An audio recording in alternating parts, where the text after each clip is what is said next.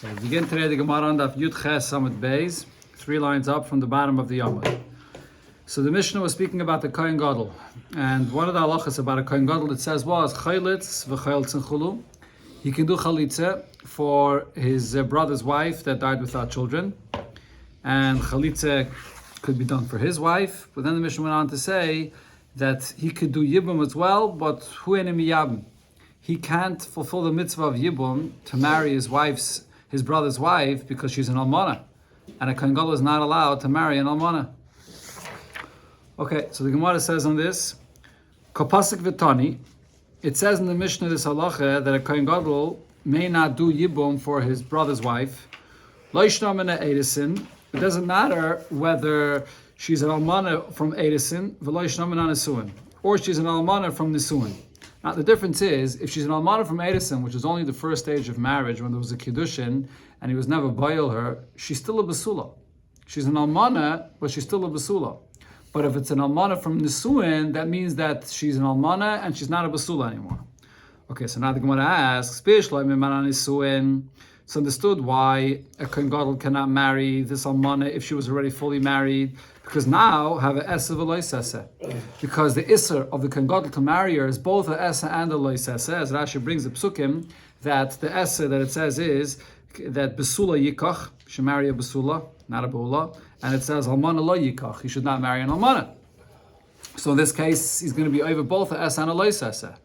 Now he has a mitzvah of yibum, but here we could say the ein esse deiche loisese vase. The mitzvah say of yivam yavi alel is not going to be deiche. In this case, the esse and the loisese that the kohen is not allowed to marry the almana. So that we understand. But if it's only an almana from edisin, samai. Why are we saying that he can't fulfill the mitzvah of yibum? Yava yese v'yitche loisese. The klal always is that a esse is doiche a loisese, and in this case he has a mitzvah saseh of yibum, which should push off the mitzvah loisese that he's not allowed to marry an almana. She's still a basula, so it's only a loisese in this case of her being an almana. So why will it not push off the loisese? And says the Gemara, it's only Yasam Rabbanan in this case.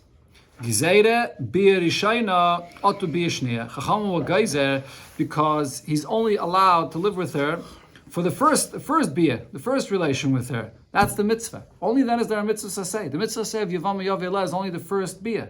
So regarding the first biyah, it's doiche. But Chacham wa geizer, that if he's going to be allowed to marry her one biyah, then he might remain and continue living with her. That's why he said a Kohen Gadol could never marry an almana, even from Edison as well. Tanya nami hachi, this is what we learned in a braisa. Im kadmo balu b'yirishayna kano. If he went and he married her, so the first biyah, so he's right away kind of her. But v'asal l'kaimon b'biyashniya. L'kaimah, he's not allowed to continue living with her a second time, because then there's no fulfillment of the mitzvah anymore. Going back to the Mishnah, it said meis loy meis. If the Kohen has a relative that died, so the Mishnah actually brought a machlokes. According to the Tanakama, which I think was Reb Meir, he says that the Kohen Gadol is allowed to follow the mace, but as long as he doesn't come on the same street where the mace is. When they're leaving one street, then he's allowed to enter into that place. But then Rabbi Yehuda says, it says in the pasuk, that the Kohen Gadol is not allowed to leave the Beis Hamikdash even for a levaya of a relative. So therefore he's not allowed to follow the levaya at all. So the Gemara asks on this. Okay, now first the Gemara brings a braisa that explains and basically says what it says in the Mishnah. Tana Rabbana, and a braisa we learned in Amikdash lo yetze. What does this mean? Lo yetze iman. He's not allowed to go along with everybody else following the coffin. Avo yetzu achreyan. You can follow behind. Keitzad, how is this? Hey nichsin, when they are covered, when they are already gone, bleeding from this street, v'hu nigla, so he can appear in that street. And hey niglin, if they're still in that street, v'hu nichse, he has to be covered, he should not be in that street. Like it said in the Mishnah. Okay, then it said, v'yaitze ad pesach hulu, you can go out until the pesach of Pesach Sha'arei. That's what Rabbi Meir said. That's how far the Kohen Gadol is allowed to go out. And then Rabbi Yehuda's opinion that he's not allowed to go out of the Beis Hamikdash at all. And he brings a pasuk. It says, "Man Hamikdash lo yetze." So the Gemara asks, Shapir Kama Rabbi Yehuda. Rabbi Yehuda, what he's saying is right, because there's a beferish pasuk that he's not allowed to go out of the Beis Hamikdash. And says the Gemara, Amalach Rabbi Meir. Rab Meir will answer you and say, if you're going to learn the pasuk literally, it says he's not allowed to go out of the Beis HaMikdash, so then what does that mean? Lebeisai namilai, to his house, he's also not allowed to go? What does it mean? How could you learn the pasuk literally that he's not allowed to go out of the Beis HaMikdash? So Elo, therefore Rab Meir says, Hachikama. This is what the pasuk means. Min HaMikdash lo yetze means Mikdushase lo yetze. That you should make sure that he shouldn't go out and cause himself to become tamei, that he'll lose his kedusha, his sanctity, or his holiness. Now, therefore, v'kiven this le'akeda, if, like Rab Meir said, that he goes far behind, that he doesn't go on the same street as where the mace is, so therefore he can recognize that he has to stay far. He's not going to come to touch to become tamei. However, Rabbi Yehuda disagrees and says, Agav marere, because of his bitterness and his mourning, maybe he'll come too close and he'll touch the mace and he will become tamei. Therefore, he says he has to stay in the Beis HaMikdash. By Levaya, he can't go out at all.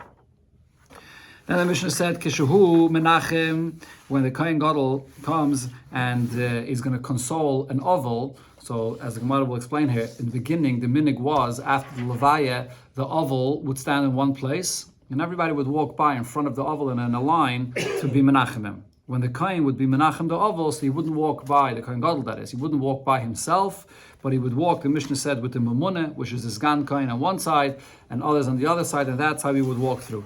So the Gemara here brings more details about this in the Braisa. When the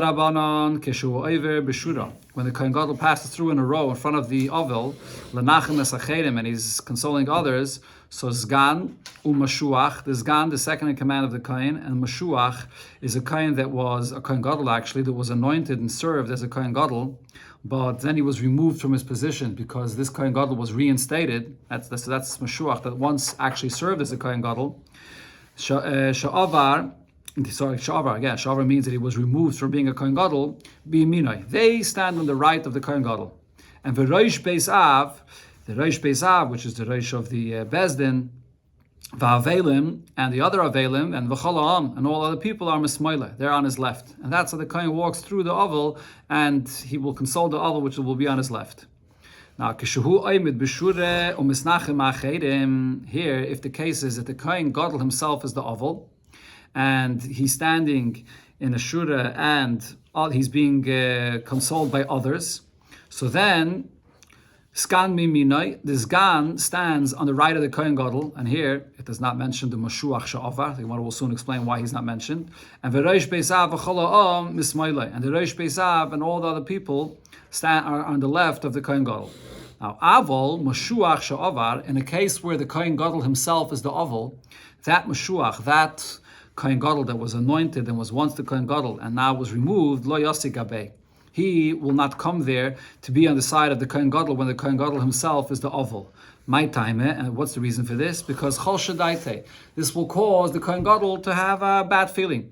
Because Savar, the Kohen Gadol thinks to himself, Kachadibi, that this other Kohen Gadol that was removed from being a Kohen Gadol, and I was reinstated in his place, so he looks at me and he's happy that I'm now an oval. Because there's sort of some kind of competitiveness between them, that he was once the Kohen Gadol and he was removed. So it's not, he doesn't want to see this Mashuach Sha'avar in front of him at this time. Rav Papa said, Shmami no mehomas nite tlas. From this brayse we just quoted, we could learn 3 halachas. Shmami no, the first thing we can learn from here is, Hainu Zgan, Hainu Mumuneh. The term Zgan, which is the second in command to the Kohen, that if the Kohen becomes apostle, he takes over the Kohen Gadol. And the term Mamuneh means the same thing. In the Mishnah it said Mamuneh, and here in the Braisa it says Dizgan. So we know that it's the same thing. Ushmamina, another thing we learn from here is Avelim Oimdin. When you come to be Menachem Oval after the Levaya, the oval stands in one place, V'chaloim Oivrin, and all the people go and pass through in front of him and are Menachem Oval. And V'shmamina, a third thing we learn here, as the Braisa said, that Avelim L'Smoil, the Avelim stand on the left, the Smoil HaMenachmen Heimoimdin. They stand on the left of all the people that are coming to console him. That's where the Avelim stand. Aton Rabbanan, and another brayse we learned that Barishaina, in the beginning, Hayu Avelim Moimdim. So the custom was, as we described till here, that the Avelim was standing in one place, and all the people would pass through in front of them to be Menachem Oval. But then what happened? There were two families in Yerushalayim that would argue and fight with one another. One family said, I'm passing through first to be the first one to be Menachem Avol. And the other family said that I'm going to go be Menachem Avol first. So Iskino is then when Chachamim instituted Shi'iyu Ha'amayimdim, that all the people, they stand in one place, and Va'avelim Oivrim. And the Avelim are the ones that go through, and this is the way the minig is today. The Gemara brings here a few statements that have the siman of Chazar, V'holach, V'siper siman. Amar Rami bar Abba. So Rami bar Abba said, the siman of Chazar, Hechzer, Rabbi Yosi, Esadover, Le'yoshnoi, B'tzipayri, that Rabbi Yosi, he was in the city of Tzipayri. So in the city of Tzipayri, he brought back the minig the way it was originally, the way they were Menachem Avol, which is She'yu Avelim Oimdin, that the Avelim stand in one place, and all the people pass through in front of the Avelim. Another thing, Rami bar Abba Hiskin, Rabbi Yosi b'Tzipayri, Rabbi Yosi in Tzipayri instituted, Shaleitehei Isha Mehaleches B'Shuk Ubno Achreas. This is the simon of Halach, that a woman should not walk in the street and her son is walking behind her. Why? Because of a terrible story that happened, and Rashi brings the story that happened was that there were people that then went and kidnapped this child that was walking behind the mother, and they took the child into a house, and the mother realized and turned around and started crying and screaming, and she asked, "Where's my child?" And they told her, "Your child is in this house." And she went to the house to go and get her child, and there they went and they treated her inappropriately in that house. So because of this incident, they instituted that a mother should always walk with her child in front of her. Another thing Rabbi bar Abba said that about Rabbi Yosi, Hiskan Rabbi Yosi b'Tzipayri, Rabbi Yosi in Tzipayri instituted, Sheyu Noshim Mesaprais beBeis HaKisei, that when there are women that are in the Beis HaKisei, this is in those times when they were at an outhouse, when they went to Beis HaKisei, so there the women should be talking to one another in the Beis HaKisei. And the reason is Mishum Yichud, because otherwise if a woman is there, or these women are there, even two, and a man goes in and he's not aware that there's women there as well, so there's an Isser of Yichud, of a man being secluded with women. Even if it's two, there's also an Isser of Yichud. So like this, if the two women are conversing, the man will know to stay and wait outside. Going back to halachas that pertain to the Avelim, Omer of Menashe bar Avos, She'ilis es Rabbi Yoshie Rabba beBeis Almen de Hutzel. I asked him, the Shaila, when I was in the cemetery of Hutzel, and Vamalei, and he told me, Ein Shura Pchusa Mi'asara B'nei Adam, that the row of people that are coming to be Menachem the Oval, it shouldn't be less than 10 people. Ve'en Avelim in a minyan, and the Avelim are not counted in that minyan. This is whether the minig is the way it was originally, that the Avelim stand in one place, and the people that are Menachem Avol pass through in front of the Avelim. Or whether the case is that it's the Avelim that are walking through and the people are standing in one place, it has to be 10 people that are Menachem Avol. So going back to the Mishnah, it said, when the Kayin is being consoled, so the people tell the Kayin, Ono kaparoscha, we will be in your place to atone for you.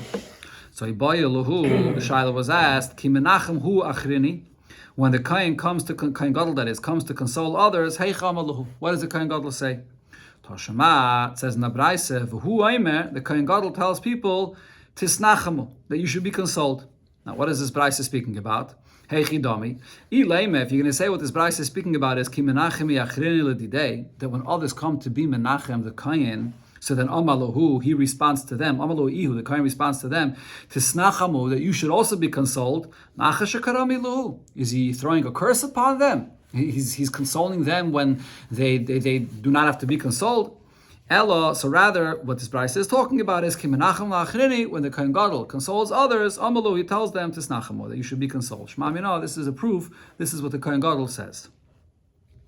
Okay, then the Mishnah went on to speak about the halachas of a king. And it said, Melech loy don chulu, a king does not judge others, and ve'en don anoisa, he's not judged as well.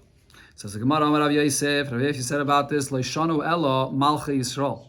When it says here in the Mishnah that a king cannot judge and does not judge others, this is only regarding malcha Yisrael. As we know that the melucha by Yidden was divided. There was the melucha from Beis David, and then there was the melucha of the other 10 shvatim that was from Beis Ephraim. We had it in the Haftarah, and this was Shabbos actually, which was the Malcha Yisrael. So this that it says that a king does not judge and is not judged is only by Malcha Yisrael. Avo Malcha Beis David, Dan v'dan anaisai. He judges, and he also could be judged. How do we know that not only he judges, but he can be judged? Because the Chsiv, Beis David, Kayamar Hashem, Dinoi laboiker mishpat. That the Eibishter tells him, Dinu laboiker mishpat, that you should judge in the morning. When you get up in the morning, you should judge. So you see that the Eibishter is saying that he should judge.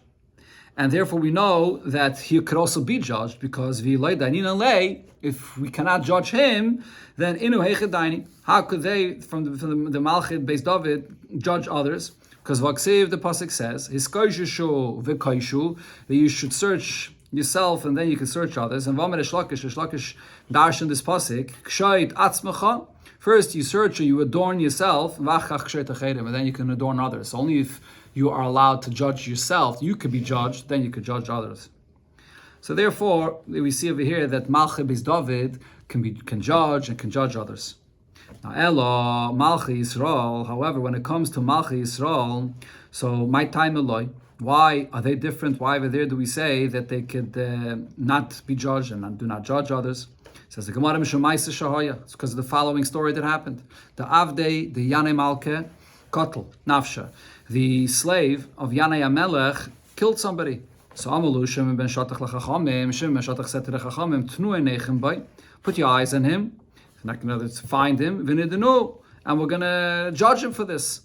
So Sholchalei, they sent to Yanei HaMelech a message to tell him, Avdoch Kotl Nafsha, that your slave killed somebody. So Shadar Elohu. So Yanei HaMelech sent the slave to the Chachamim, to the Bezdin, to judge him for this. So Shochalei, they sent back a message to Yanei HaMelech, To ant nami, you have to come as well. Lahacha, here to us, to the Bezdin. Why? Because in the pasuk it says, V'huad bivalov, by an ox that gores and kills somebody. So you have to warn, you have to judge the owner of the ox and to turn him into a shayra muad. Whatever you're doing as a judgment for what's owned by this person has to be in front of the owner. Over here as well, this is a slave that's owned by Yanei HaMelech, and they want to judge him and give him miseh, has to be in front of the owner, in front of Yanei HaMelech. So the owner of the ox has to stand by his ox, and in this case he has to stand by the judgment of his slave. So Asa Yanei HaMelech came, Yosef, and he sat down. He was there. Amalei Shimon ben Shatach says to Yanei HaMelech, Amoid al raglecha v'yidubach, that stand on your feet and they'll testify about your slave. And then he said, you're not standing up in front of us because of our honor, the judges that are standing here, or sitting here rather. You're standing up in front of the Eibishter that created the world. That's in front of where you stand. Shonem, as the pasuk says, that the two people that come and stand in front of the Bezdin, that ones that have the argument, and the pasuk goes on to say, Lufnei Hashem, that they come and stand in front of the Eibishter. So they told him to stand. Now Tosfos here explains that when you give a psak din, you have to stand to listen to the psak din, and also when the testimony on the person, which is a very, very important part of the psak din, you also have to stand at that time. So therefore they told Yanei HaMelech to stand up. So Yanei HaMelech says to Shimon ben Shatach, Loi kishutayma ato, I'm not going to do only like you yourself tell me, but I'll follow and do what your colleagues here in the Bezdin are going to tell me. So he was telling Shimon Shatach, you're telling me yourself to do this, but what's with your colleagues? The other judges, they're not telling me to stand up. So Nifna liyamina, Shimon Shatach turned to his right to see that the other judges should back him up to tell Yanei HaMelech to stand. But they didn't back him up. Kofshu Paneim Bekarka. They buried their head in the ground. They ignored. They didn't respond. Nifta L'Smaili turned to his left. Kofshu Paneim Bekarka. And his friends, his colleagues, they buried their head in the ground. Amalehen Shimon ben Shatach says to his colleagues, Bali Machshavesatim, all of a sudden you're so deeply immersed in your thoughts as if you didn't hear what I'm saying and you're not backing me up. Yavai Bal Machshaves, let the one that is the master of all thoughts, he knows exactly what you're thinking. Marsha says that, in other words, the Eibishter that knows that you heard me good and well, and you're not backing me up, v'yifra mikem, and he should punish you for this. Miyad bo Gavriel v'choftam bekarka. Gavriel came and banged him down to the ground, umesu. And these other judges that did not back up Shimon ben Shatach died. That's the story that happened by Yanei HaMelech.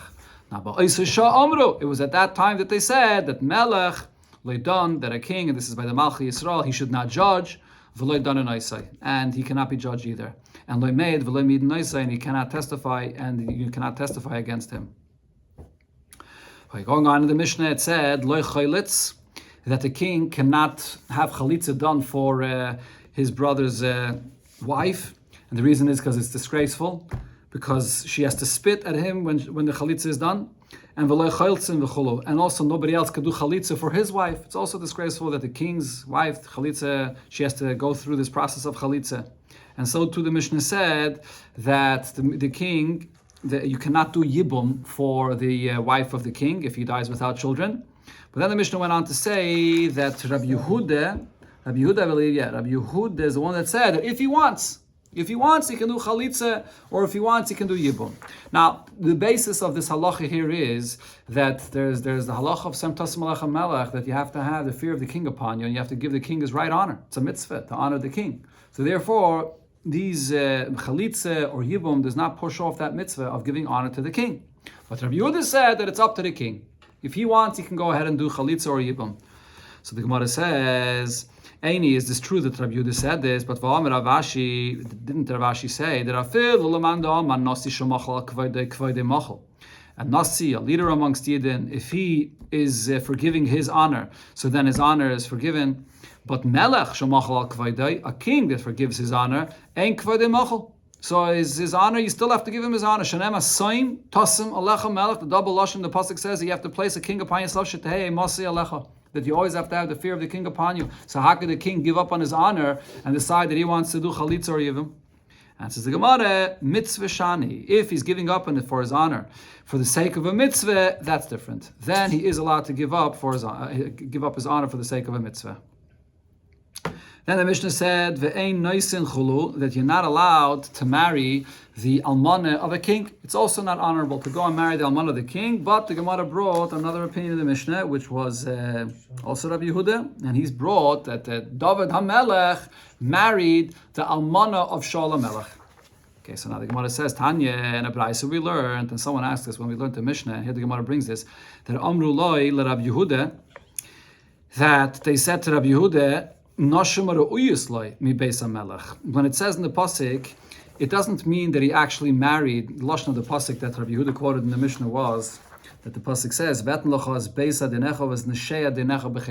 doesn't mean that he actually married the almana of Shaul HaMelech, but rather it means that the noshim that were deserving to him from the house of the Melech, that's who he married. Umay Ninu, or Man Ninu, who are they? Meirav Umichal. The two daughters of Shaul HaMelech. That's who he married. That's the story. But he didn't marry the wife, the almana of Shaul HaMelech. So here the Gemara is going to bring the whole story about this, of these two daughters of Shaul HaMelech.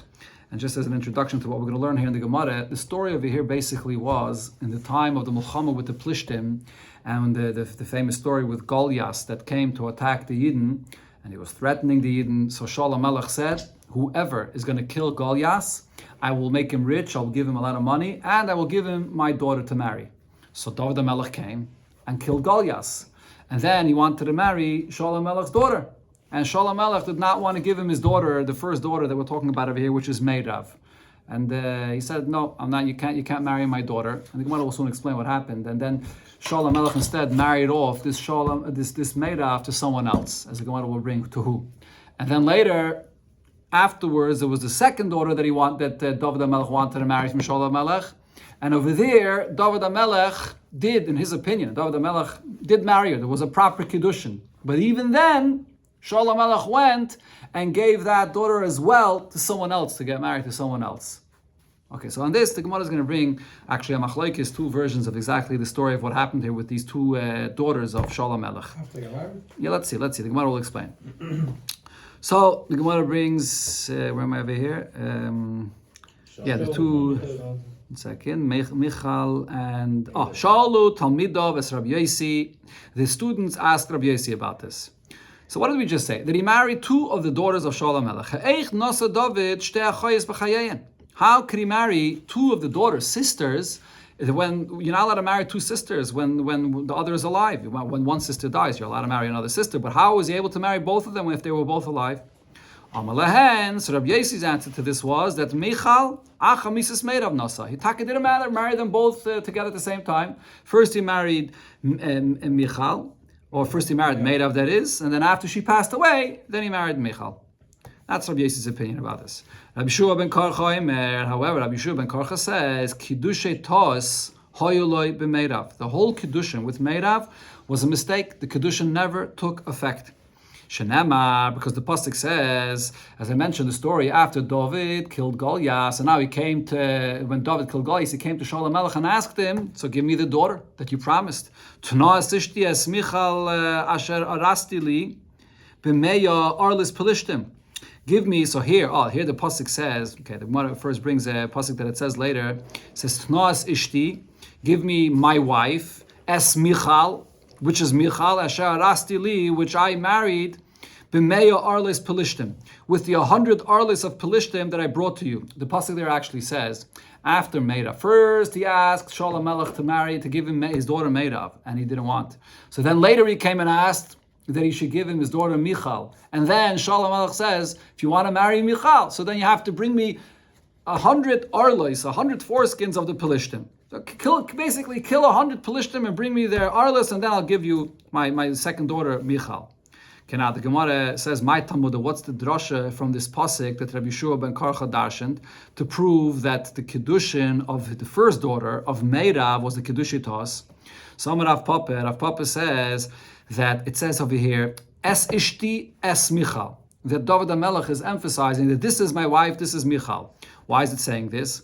Because he's saying that Michal ishti, that Michal is my wife, v'loi Meirav ishti, and Meirav is not my wife. So now the Gemara explains why Take was the Kiddushin when he came to marry the first daughter, Meirav. Why did that Kiddushin not take effect? My Kiddushitos. What was the mistake in that Kiddushin? Because of the Chesiv. So the pasuk here says that Shalom Melech promised that V'haya ish asher yakenu, whoever will come and will kill Goliath, Yashrenu HaMelech, the king will make him very rich, and the pasuk goes on to say, and also I will give you my daughter to marry. So Azal Kotle, David HaMelech went and killed Goliath. Now then Omar Loi, he says to Shalom Melech, Omar Loi, Shalom Melech said to David, Milve Isloch Gaboy. There's a loan that you have by me, meaning that there's this money, the riches that I now owe you. And now you want to be Mekadosh my daughter. How are you going to be Mekadosh my daughter? You're not giving me any kesef kedushin for this. So how are you being Mekadosh my daughter? By the fact that you're going to be meichel me all this money that I promised, the riches that I promised that I'm going to give you, that you're going to be meichel me this milveh. So that should be the equivalent of you giving me money kesef kedushin. That's how you want to be Mekadosh my daughter. So on this, Shalom Melech said to David, "V'hamekadosh bil milveh ein mekadeshes."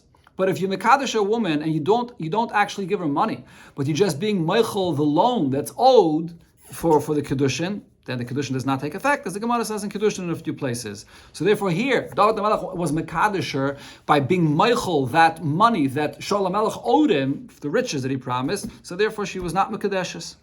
So regarding this daughter, Meirav, Azal Yava, Shalom Melech went and married her off to someone else, La Adriel, to a fellow by the name Adriel. The Chesiv, as the pasuk says, Vayihi be'eis teis es Meirav Bashal David v'Gomer, that when he gave Meirav Bashal to David, and then the pasuk goes on to say that the continuation of the pasuk, just a second over here. So Vayihi nitna La Adriel, that then she was later given to Adriel, Laisha, as a wife.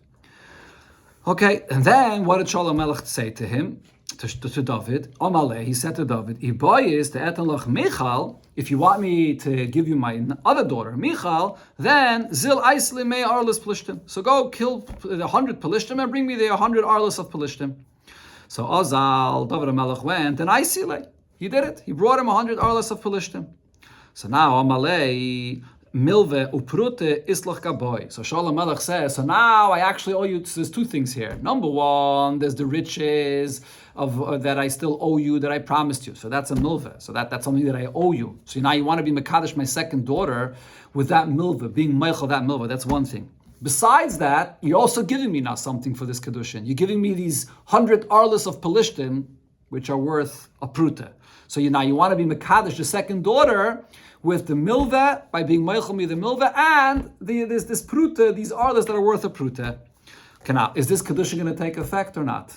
So Shaul's opinion about this was that in such a case, and the Gemara discusses this actually in Kedushin as well, and Shaul held, milve uprute, when a man comes and he's Mekadesh a woman, let's say the woman owed him $1,000, and he's Mekadesh the woman telling her, I'm being Meichel you this $1,000, that's the money for the Kedushin, and then he also gives her a prute. So in such a case, we say, Daite Amilve, that the main thing that he's having in mind that he's being Mekadesher is what's the bigger value here, which is the actual loan. So in this case, there was the Oisher, the riches that Shaul HaMelech promised, and that's what David HaMelech is being Meichel for the Kedushin. That was the main Kedushin.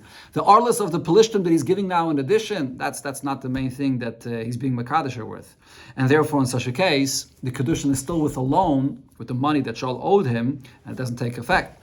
But for David Savar, David held that the Kedushin did take effect, because Milvo Prute, when a man is Mekadesh a woman, and he's being Mekadesh by being Meichel alone, and the loan could be a large amount of money, but then he adds a Prute, Daiti a Prute. He's being Mekadesher, and his main intent is that it should take effect with the Prute. So therefore, in this case, he brought the Arlis of Pelishtim, so the Kedushin will take effect. Right? But Shaul HaMelech disagreed, and that's why the pasuk goes on there to say, and the Gemara will soon quote the pasuk, that even this second daughter Michal, Shaul HaMelech went and married her off to someone else by the name of Palti, as we'll see soon. Now, another version the Gemara brings, what was the argument between Shaul and David, whether he was legitimately now married to this Michal. Others say, the Kula Alma, everybody agrees, Milva Pruta, Daitea Pruta. When a man is Makadesh a woman with a loan and a Pruta, so the main intention of the man is that it should take effect with the Pruta, and therefore it really should take effect. However, Shaul held, the Arlis of the Pelishtim that he brought for me, even though that was a condition that I made, but nevertheless, the actual Arlis don't have any value at all, not even of a Pruta. What am I going to do with it? So therefore, it's the condition doesn't take effect. But the David Savar, David's opinion was, you could use it for something. You can use it to give for food for dogs and the cats. So therefore, it does have a value of a Pruta. Okay, Akopanim, it comes out over here that we had two opinions. According to Rabbi Yossi, David actually married both Meirav and Michal. Elamai, he first married Meirav, and then when she passed away, he married Michal. Rabbi Shua ben Karcha, though, held that the Kedushin of Meirav was a mistake because it was B'milveh, and then the Kedushin of Michal was actually a legitimate Kedushin. And it was actually machlokes between Shaul and David, but David HaMelech, we passed him like David HaMelech, that the Kedushin took effect. But now the Gemara asks, Rabbi Yossi, according to Rabbi Yossi, Hai Tno es Ishti es Michal my Dorish Bey. This drasha that Rabbi Yossi brought, that it says in the pasuk that David HaMelech himself is saying, that only Michal, she's my wife, but Meirav is not my wife, because that was Kiddush Tos. That's why it says a double lashon of Es Ishti, Es Michal.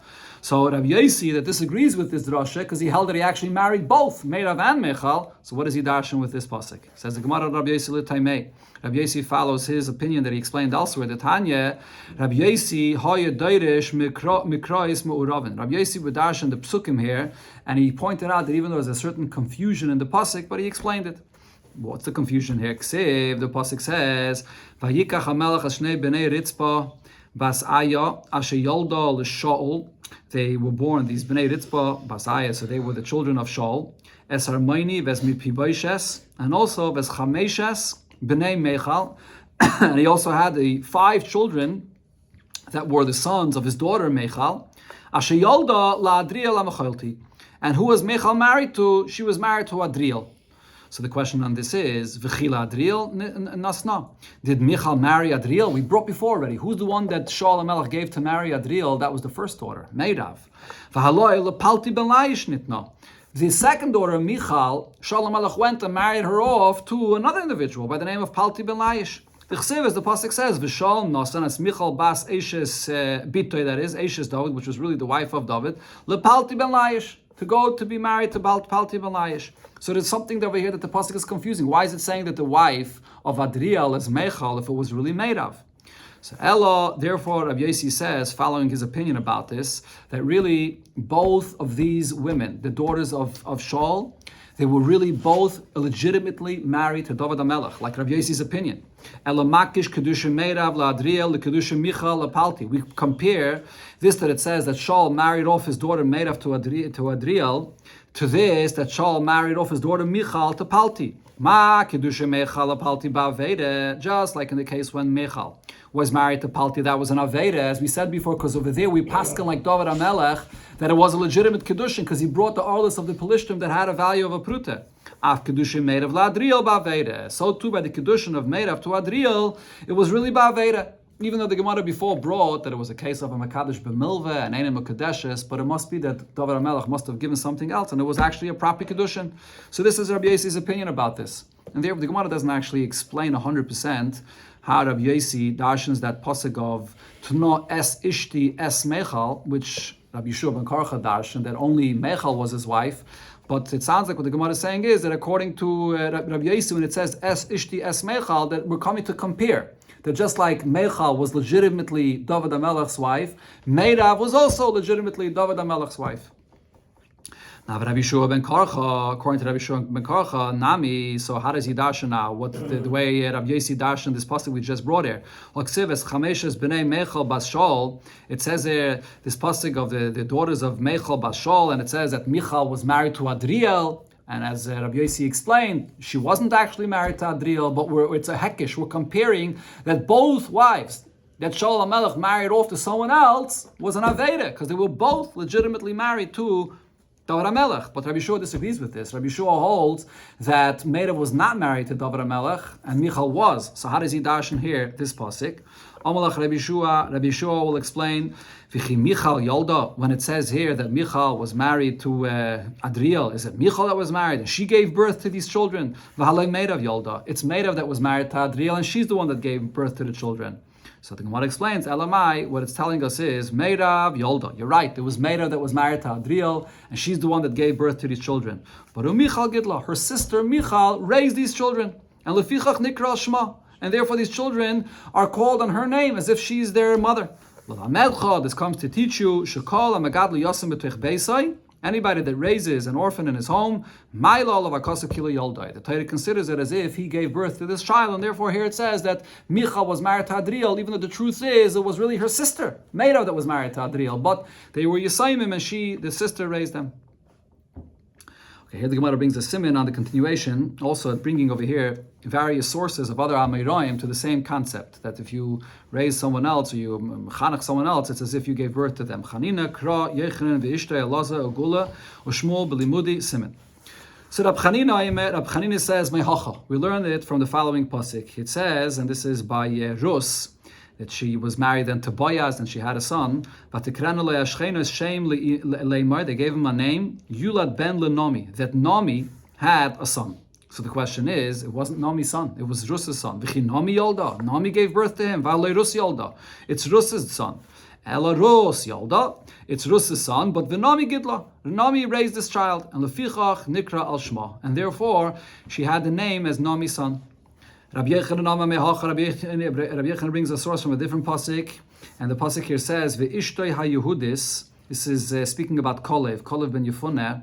So his wife, the right gersa here in the Gemara should be "Ve'ishtoi haYehudiyah," and she was called his wife, which was a Yehudiyah. She was a Jew, and as we'll see, this is talking actually about Basya Bas Pare, and that Kolev at a certain point married Basya. And she's called Yehudiyah because she dropped Avodah Zarah. Whoever is kaifer on Avodah Zarah is called a Yehudi. So she was called Yehudiyah.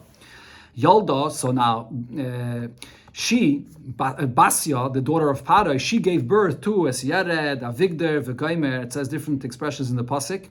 And all these names that it says here, as Rashi here brings, it's not different people. It's all referring to one person. It's saying that Basya, the daughter of Parai, gave birth to Moshe Rabbeinu, that has all these names here. Eile b'nei, and the pasuk goes on to say, Eile b'nei Bisya bas Parai. These are the children of the Basya, the daughter of Parai, Shalokach Mered, which Mered married. In other words, Mered, which is really Kolev, he married Basya, the daughter of Parai. Okay, now the Gemara explains why is Kolev here called Mered. Mered zek Kolev, it refers to Kolev. Mered. Why is he called Mered? Because Shemarad batzas meraglim. Because he rebelled against the whole plan of the meraglim. Okay, so now what did it say? He married Basya, and Basya is the one that gave birth to Moshe Rabbeinu that had all these names that the pasuk there brings. Okay, but now the question is, V'chi Basya Yolda. Basya is the one that gave birth to Moshe Rabbeinu, v'lo Yechevet Yolda. The mother of Moshe Rabbeinu is Yechevet. Ella Yechevet Yolda. Yechevet gave birth to him, but Bisya Gidla. But then Basya, the daughter of Parai, she's actually the one that raised Moshe Rabbeinu in the house of Parai. So and therefore it says here that Moshe Rabbeinu is called on the name of Basya, that like he's her son. Another source the Gemara brings, Rabbi Lazar Mamehacha. The pasuk says, "Go'alta bezroya amecha," that Hashem with His arm redeemed the Yidden, and it refers to Yidden as Bnei Yaakov and Yosef Selah, the children of Yaakov and Yosef. V'chi Yosef Yolat, that Yosef give birth to all of the Shvatim, all the children, all the Yidden that were redeemed from Mitzrayim. V'alo Yaakov Yolat, it's Yaakov's descendants. Elo Yaakov Yolat, Yaakov is the one that gave birth to them. And Yosef Kilkel, and Yosef is the one that fed them, took care of them in the time of hunger. And therefore all the Yidden are called on the name of Yosef, and this is brought not only b'negayah to the Gashmias, that Yosef fed all the Yidden, but the Rebbe always brings this, that you see Yidden are called on the name of Yosef, Nayakatzen Yosef, because Yosef is the one that prepared Yidden for the whole Golus, even Beruchnius as well. Another source he brings for this, one that teaches his friend's son Teire, the Teire considers it as if you gave birth to that child. Shanab the pasuk says, "Ve'el toldis Aaron and Moshe." The pasuk there it says that these are the children of Aaron and Moshe.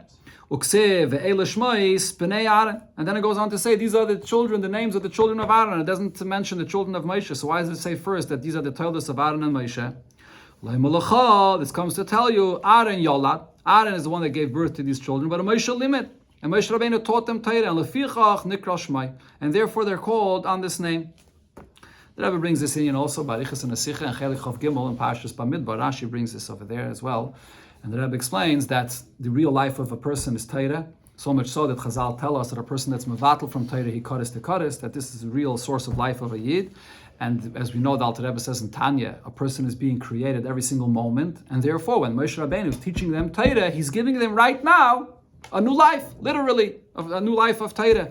And therefore, it's as if you give birth to them. That's why it says it by Moshe Rabbeinu. So it means mamash in the literal sense, real life.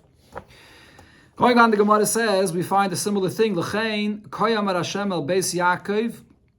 This is what Hashem says to beis Yaakov, asher podas Avram, the house of Yaakov, that Yaakov redeemed Avram Avinu. So what does this mean? Where do we find that Yaakov redeemed Avram?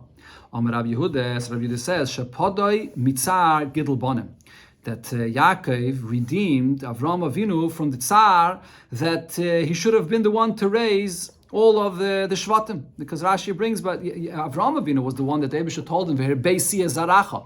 So Avram Avinu was supposed to have all these many children, but instead it was delayed, and Yaakov is the one that had the 12 Shvatim, and he's the one that had the tsar gidul bonim to raise them. So he released Avram from this. And the Hainu D'chsiv, which is what the pasuk says, Le'ata Yevish Yaakov v'goymer, the Yaakov will not be embarrassed, which means Le'ata Yevish Yaakov mi'aviv, Yaakov has nothing to be embarrassed of from his father, and V'le'ata panav yechvorim v'aviv, and he will not be white when he comes to face his grandfather, because he took his place and he went and raised the children that Avram Avinu himself should have raised. This is Rashi's pshat in the Gemara that refers to the Tsar Gidul Banim, that he had the 12 Shvatim. But Taisvis disagrees with this. Taisvis says that it's not a Tsar, it's a big Simcha. The fact that he had 12 children, that's the Tsar that Yaakov took away from Avram Avinu would have been happy to have these 12 children. So therefore Taisvis that it says that it refers to the Tsar that Yaakov experienced by going down to Mitzrayim with Yosef and the brothers and all of that. That there was a really big Zera of Bris Ben Absaram that could have started already before, and Yaakov took it upon himself. Going back to the story that it mentioned before regarding Palti, so this Palti, he married the wife that was really Eshes Ish. She was really already the wife of David HaMelech. Now, Ksiv, in the Pasuk it says regarding this person that his name was Palti, that's what it says in the beginning, but Ksiv, later on, after the end of the whole story, it says that they brought back the wife from this Michal, from Palti, they brought him back to David HaMelech, and there the Pasuk calls him Paltiel. So why does it change his name? Rabbi Yechanan says Palti Shemai. His name was actually Palti. Paltiel. Why did they add and say his name is Paltiel? Because Shepoltoi Kael Meno Aveda. Because the Eibishter gave him the koyach to be saved from an Aveda, that he never really ever lived with his wife, with this so-called wife of his, because he knew that it was Eshes Ish, that she was really the wife of David HaMelech. Ma'asa, what did Palti do? Noatz cherev beinoy lebeino. He took a sword and he stuck it in the ground between him and her. And Omar, he said, whoever is going to pass through this sword, and if there'll be any relation between us, then yidake b'cherev. He'll be killed by this sword. And that's this wife, so to speak, of his, which wasn't really his wife, was with him all this time, but over all these years, he never was with her at all, and he withstood this test all these years. But it sounds like he did treat her as a wife, because the pasuk says, "Vayelech ita isha," and her husband that went with her. So the Gemara says, "Shenasa lo keisha," that she was with him for so many years that he's with her like a husband, but he never had any relations with her. In fact, the Gemara there's another pasuk that says, "Holichu bachai," that he went and cried when she left him, and she was taken back to David HaMelech. He was crying about this, so it seems like that she was connected to him, mamash like a wife. Says the Gemara, ala mitzvah da'asamine. He was actually crying that this mitzvah that he had all these years, this nisayon, that she was in his house and he stayed away from her. Now this test, now this mitzvah that was taken away from him, that's what he was crying about. And it says that he went with her ad bachurim, which is simply the name of a place, but the Gemara darshans, what this means is, shenasa shneim kebachurim, they were both like bachurim, like a bachelor, shleitam b'tambia, that he never had any relation with her. Amar Rabbi Yechanan says, Taikva shel Yosef, the greatness of Yosef when he withstood the test by the wife of Potiphar, and v'sanusa shel Boaz. By Boaz, this is just a small matter. By Boaz, it was a much greater nisayon, as the Gemara will explain. Taikva shel Boaz, now the greatness of the test that Boaz had, and v'sanusa shel Palti ben Laish. This is a small matter. This is nothing for the test that Palti ben Laish had. So the Gemara explains, so by the case of Yosef, so it was the wife of Potiphar, and they were in the same house together when everybody left. But by Boaz, there was much more, because the pasuk says, what happens over there, the story with Boaz and Rus. So it says in Rus, it was the middle of the night, and he got afraid that there was a wife that came into his bed. So what does Vayilofis mean? My Vayilofis. That his basar, his aver, became hard like a lefes, like this vegetable, like a hard vegetable, and still he overcame the nisayon. That's the nisayon of Boaz, which is much more than Yosef when she mamish came into his bed. Teikvoi shal Boaz. Now the strength, the big nisayon that Boaz has, sanusa shal Palti ben Laish. So this is a small matter if you compare it to what Palti ben Laish experienced. Kedamara, as we said before, that this was many years that she was with him, with Palti, and he put that sword in the ground and he didn't cross over it. Okay, the Gemara here is going to bring. Let's just do one more shtickle here. Amar Rabbi Yechanan, my dechsev. You know what? I think we'll finish to the Mishnah because it's just the continuation of the Inyan. So Rabbi Yechanan said, my dechsev. What's the meaning of the pasuk where it says, Rabbis banais asu chayil, va'at dalas al kolona, that many banis came to a great level, but you were above all of them. So the Rabbis banais asu chayil, what this is hinting to is that's the greatness of Yosef u'Boaz that overcame the nisayon in their case. But va'at, referring to Palti, alas al kolona, Palti ben Laish. She was greater than all of them for all these years that he stayed away from David HaMelech's wife. What's the meaning of the pasuk where it says Sheker achein vehevel hayofi? So what does this pasuk mean? Sheker achein ze Yosef. It refers to Yosef. Vehevel hayofi ze Boaz. Yiras Hashem yitisalo ze Palti ben Laish. So even though they both have great chen and yofi because of the nisayon that they overcame, but it doesn't come. It's Sheker and Hevel Gabi what Palti ben Laish overcame. Now, Davarach, another pshat in this pasuk, Sheker achein, that falsehood or nothingness is the grace. What does this mean? Zed doira shel Moshe. This is the doira of Moshe Rabbeinu that learned Torah. And the Hevel hayofi zed doira shel Yeshua. This refers to the generation of Yeshua that their Torah is also considered to be Hevel. Yiras Hashem hitasalo. Who's God fearing? That's praiseworthy. Zed doira shel Chizkiah. This refers to the generation of Chizkiah that learned Torah later on. That's where the real that's what's really praiseworthy. Another pshat the Gemara says, Yiras Hashem hitasalo ze doiroi shel. One second, I skipped something. Sorry. Davar acher, another pshat. Sheker achein ze doiroi shel Moshe v'Yeshua. Goes on both the generation of Moshe and Yeshua. Vehevel hayofi ze doiroi shel Chizkiah. And even the Dor of Chizkiah that continued learning Torah even in those times, that's still considered to be Hevel. Yiras Hashem hitis halal zeh deirei shel Rabbi Yehuda Rabbi Loi. That refers to the generation much later on, after the Yidden already was suffering, and there was a deirei of Rabbi Yehuda Rabbi Loi, and Yidden was still learning Torah. That's what's really praiseworthy. Amru alav Rabbi Yehuda Rabbi Loi. It was said about Rabbi Yehuda Rabbi Loi that the Yidden was suffering and they were so poor. Shahayu shisha talmidim biskasim betalis achas. 6 students would have to be covered with one garment and vaiskim b'Torah, and that's how they sat and learned Torah. That's what's really praiseworthy. So this last shtickle here in the Gemara, that everyone spoke about this barichus more than one time, but once barichus gedayla and afabrenge and Yutas Kislev Tavshin Lamed Beis, and the Rebbe said it's mamish the pella of this Gemara that it says benigeh to the learning of Torah and the Torah of Moshe Rabbeinu and the Torah of Yeshua is called Sheker and Hevel. It's unbelievable how the Gemara refers to this as Sheker and Hevel. And the reason the Rebbe said is because as great as their limud Torah was, but nevertheless, they learned Torah when it was beruchnius, begashmius, easy and good for them. So therefore you don't know whether they would be in a time of Nisayan, whether they would learn Torah in the same way. The real concept of MS, as it says in the Yerushalmi, is Aleph, Mem, Sof. When a person has the truth and it penetrates from one end to the other. When a person has that same commitment even in a time of hardship. So that you didn't see in the Torah of Yeshua and Moshe, or even maybe Chizkiah, and therefore it's called that Sheker and Hevel. But Dafka, the Torah of Rabbi Yehuda and Rabbi Loi, when there was such hardship, and in a medrash it actually adds to that. The Torah Shel Shmad, all the persecution and galus, you didn't continue learning Torah, that's Tishalol. That's what's really praiseworthy. The Rebbe then said the Sikha by the Fabrengen, because in Tavshel Lamed Beis was when there were Russians that came out and they were present by the Fabrengen. So the Rebbe spoke about this, and the Rebbe spoke about the Yidden that in Russia that sat and learned Torah with all the persecution. The Rebbe brought this Gemara. Yeah.